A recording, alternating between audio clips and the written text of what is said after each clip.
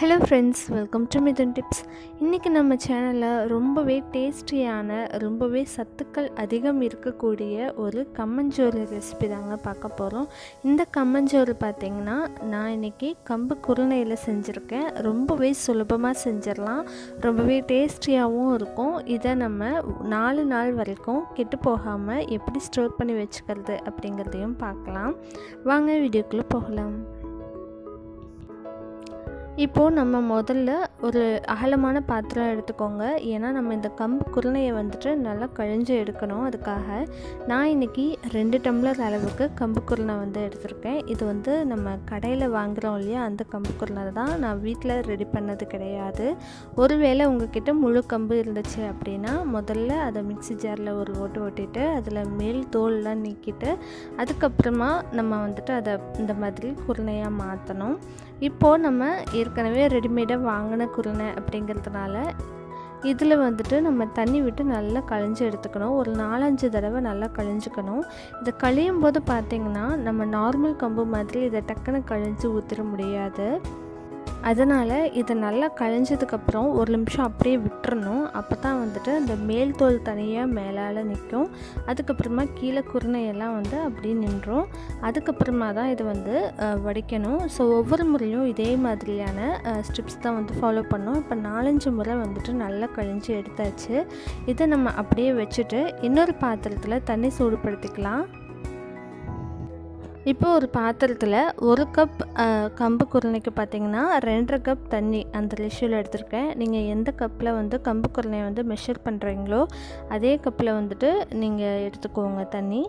இப்போது வந்துட்டு இதில் நம்ம கொஞ்சமாக உப்பு சேர்த்திருந்தோம். உப்பு பார்த்திங்கன்னா 1 டீஸ்பூன் அளவுக்கு நான் எடுத்திருக்கேன். 2 கப் கம்பு குருணைக்கு 5 கப் தண்ணி வச்சுட்டு அதில் 1 டீஸ்பூன் உப்பு சேர்த்திருக்கேன்.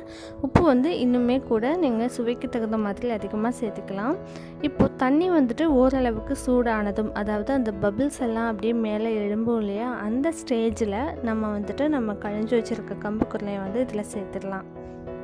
சேர்க்கும் போதே பார்த்தீங்கன்னா கண்டிப்பாக அடுப்பை வந்துட்டு லோ ஃப்ளேமில் வச்சுக்கோங்க. ஏன்னா ஹை ஃப்ளேமில் வச்சுட்டிங்க அப்படின்னா டக்குன்னு கட்டி சேர்ந்துடும்.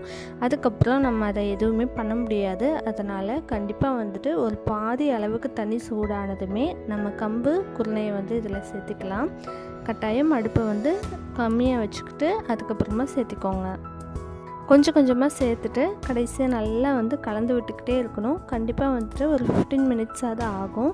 1/4 மணி நேரம் கழித்து இப்படி தான் இருக்கும். அந்த 1/4 மணி நேரமே நம்ம அடுப்பை வந்துட்டு ரொம்ப கம்மியில் தான் வச்சுருக்கணும். அப்போ தான் உங்களுக்கு இந்த ஃபார்முக்கு அடிப்பிடிக்காமல் கட்டி சேராமல் கிடைக்கும். இந்த ஸ்டேஜ் வரும்போதே பார்த்திங்கன்னா லேசாக அடிப்பிடிக்க வந்து ஸ்டார்ட் ஆயிரும். அப்போ கரெக்டாக நம்ம அடுப்பை ஆஃப் பண்ணிடணும்.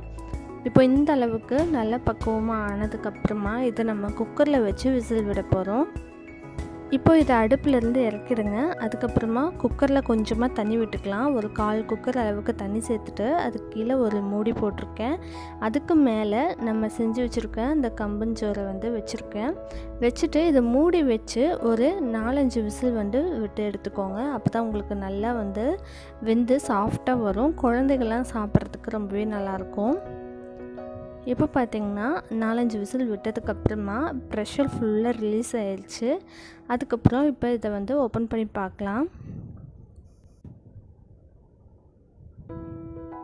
இப்போ பார்த்திங்கன்னா நல்லா சூப்பராக குக் ஆயிடுச்சு. அதை திறக்கும் போதே பார்த்திங்கன்னா அவ்வளோ நல்ல மனம் இருக்கும்.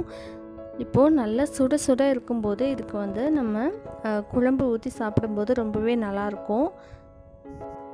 இதுக்கு பார்த்திங்கன்னா புளிக்குழம்பு, காரக்குழம்பு எல்லாமே நல்லாயிருக்கும். பொதுவாக கோயம்புத்தூர் ஸ்டைலில் வந்துட்டு மிளகாட்டி வைக்கிற குழம்புன்னு சொல்லுவாங்க. அந்த மாதிரியான குழம்பு எல்லாமே கூட இதுக்கு ரொம்பவே டேஸ்டியாக இருக்கும். கொஞ்சம் புளிப்பு உரப்பு அதிகமாக இருக்கிற மாதிரியான குழம்புகள் எல்லாமே வந்து இந்த கம்மஞ்சோத்துக்கு ரொம்பவே நல்லாயிருக்கும். அது மட்டும் இல்லை, இது ஆறுனதுக்கப்புறம் நம்ம வந்துட்டு தயிர் வெங்காயம் சேர்த்து சாப்பிடும்போது ரொம்ப ரொம்ப சுவையாக இருக்கும். இது கூட நிலக்கடலை சட்னி வச்சு சாப்பிட்டாலும் ரொம்பவே நல்லாயிருக்கும். நல்லா ஆறுனதுக்கப்புறம் இந்த மாதிரி உருண்டைகளாக பிடிச்சி எடுத்துக்கணும். அதுக்கப்புறமா ஒரு பெரிய பாத்திரத்தில் கொஞ்சம் தண்ணி விட்டு, அதாவது நார்மலாக நம்ம குடிக்க யூஸ் பண்ணுற தண்ணியை விட்டு இந்த மாதிரி உருண்டைகளாக பிடிச்சி அந்த பாத்திரத்தில் தண்ணிக்குள்ளே போட்டு நம்ம ஃப்ரிட்ஜில் வச்சிட்டோம் அப்படின்னா 4 நாள் ஆனாலும் அப்படியே இருக்கும். இந்த கம்பு குருணை சாதம் வந்து நம்ம செய்கிறதுக்கு டோட்டலாக பார்த்திங்கன்னா ஒரு 30 to 40 மினிட்ஸ் ஆகும். ஆனால் வந்துட்டு இதில் அவ்வளோ சத்துக்கள் இருக்குது. நம்மளோட சாதாரண அரிசியை விட 8 மடங்கு சத்துக்கள் வந்து இதில் அதிகமாக இருக்குது. சின்ன குழந்தைகளுக்கு இப்போ இருந்தே கொடுக்க ஆரம்பித்தோம்னா அவங்களுக்கு டேஸ்ட் வந்துட்டு பழகிடும். அதனால் நம்மளோட அன்றாட உணவில் கொஞ்சமாவது ஏதாவது ஒரு சிறுதானியத்தை குழந்தைகளுக்கும் சரி பெரியவங்களும் சரி எடுத்துக்கிறது ரொம்பவே வந்து உடலுக்கு நல்லது. ஸோ இந்த ஹெல்த்தியான ரெசிபி உங்களுக்கு ரொம்பவே யூஸ்ஃபுல்லாக இருந்திருக்கும்னு நினைக்கிறேன். இந்த வீடியோ உங்களுக்கு பிடிச்சிருந்தா லைக், ஷேர் அண்ட் கமெண்ட் பண்ணுங்கள். மறக்காமல் சப்ஸ்கிரைப் பண்ணுங்கள். தேங்க்ஸ் ஃபார் வாட்சிங்.